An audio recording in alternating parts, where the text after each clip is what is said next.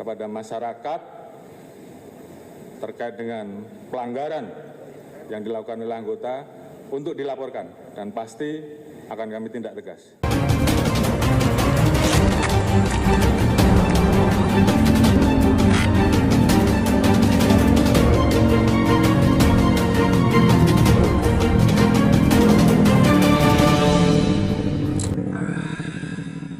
Pemirsa Lingkar Jatim, nasib Irjen Teddy Minahasa berubah drastis dalam hitungan hari.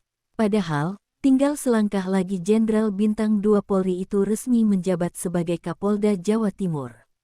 Pada tanggal 10 Oktober tahun 2022, Kapolri melalui surat telegram nomor ST 2134 XKEP 2022 menunjuk Teddy untuk menggantikan Irjen Niko Afinta yang dimutasi menjadi staf ahli bidang sosial dan budaya Kapolri. Kasus jaringan peredaran gelap narkoba yang menyeret Teddy Minahasa diungkap Kapolri Jenderal Listio Sigit Prabowo pada Jumat tanggal 14 Oktober tahun 2022 kemarin. Teddy diduga terlibat penjualan barang jenis narkoba. Namun belum dijelaskan secara rinci peran Teddy dalam perkara ini. Ini saya akan menyampaikan dua hal. Yang pertama terkait dengan masalah pengungkapan kasus narkoba. Dan yang kedua nanti terkait dengan masalah judi online. Yang pertama terkait dengan masalah pengungkapan narkoba. Jadi sudah berkali-kali saya sampaikan kepada seluruh jajaran bahwa tidak ada yang bermain-main dengan masalah narkoba. Yang namanya narkoba harus betul-betul dilakukan pemberantasan. Dan saya sudah sampaikan bahwa siapapun yang terlibat, tidak peduli pangkatnya apa, jabatannya apa, pasti kita tidak gas. Karena itu bagian komitmen dari kami untuk melakukan bersih-bersih di institusi Polri. Dan ini sudah sering saya sampaikan di setiap arahan-arahan saya.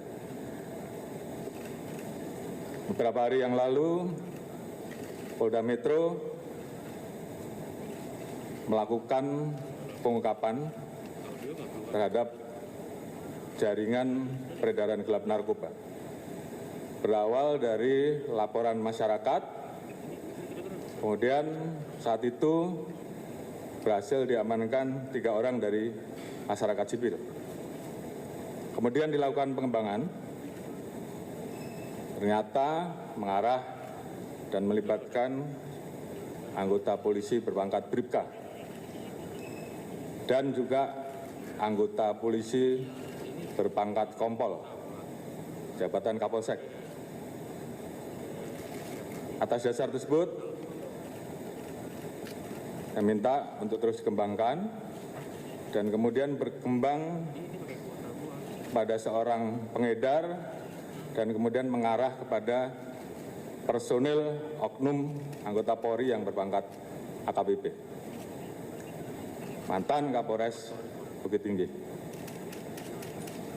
Dari situ kemudian kita melihat ada keterlibatan Irjen TM. Atas dasar hal tersebut, kemarin saya minta Kadipropam untuk menjemput dan melakukan pemeriksaan terhadap Irjen TM.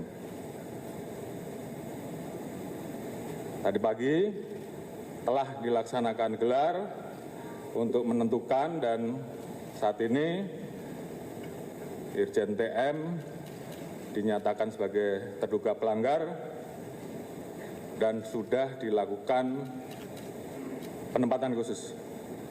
Kemudian tentunya terkait dengan hal tersebut, saya minta agar Kadipropam segera melaksanakan pemeriksaan terkait etik untuk kemudian bisa kita proses dengan ancaman hukuman PTDH. Selain itu, saya minta kepada Kapolda Metro untuk melanjutkan proses terkait dengan penanganan kasus pidananya. Jadi saya minta siapapun itu, apakah itu masyarakat sipil, ataukah Polri,